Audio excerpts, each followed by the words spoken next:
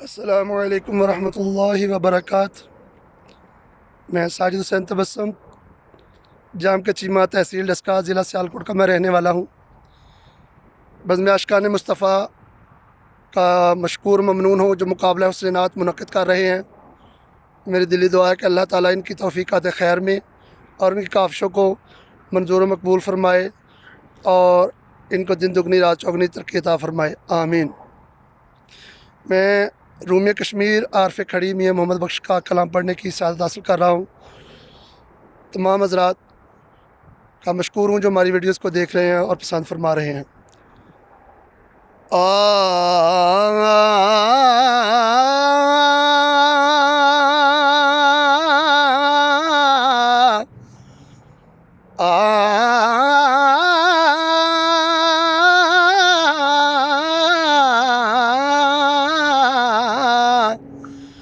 अव्वल हम्द सना इलाही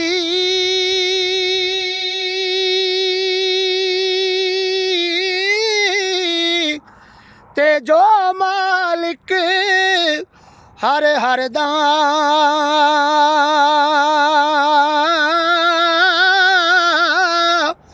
ते उस दा नाम चितारण वाला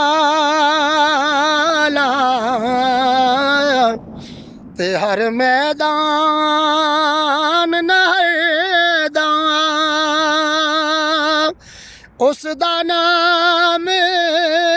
चितारण वाला ते हर मैदान नहदा काम तमाम मुयसर होंदे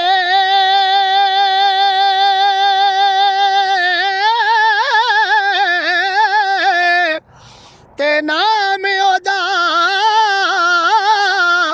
चित दरिया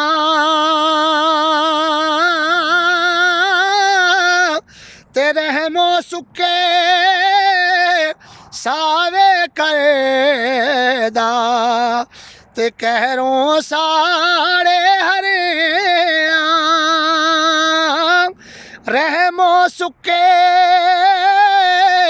सावे करेदा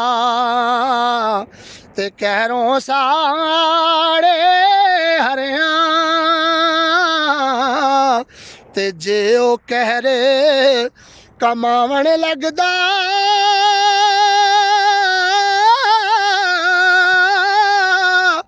ते कौन कोई जो छुटदा ते रहमत उस दी जग वसाए ते हर एक ने मत लुटदा रहमत उस दी जग वसाए ते हर एक ने मत लुटदा ते उस दा लंगर हर दम जारी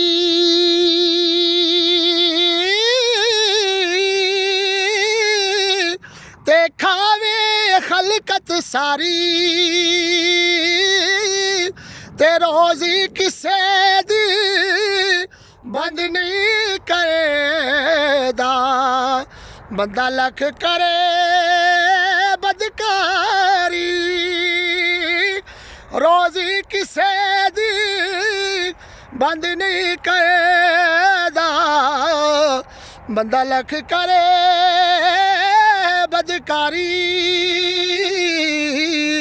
ते कीड़े हाथी ओ चिड़ियां बाला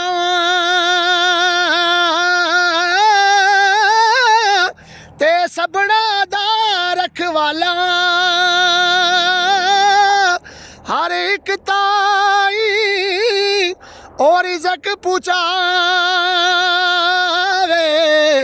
ते करके खूब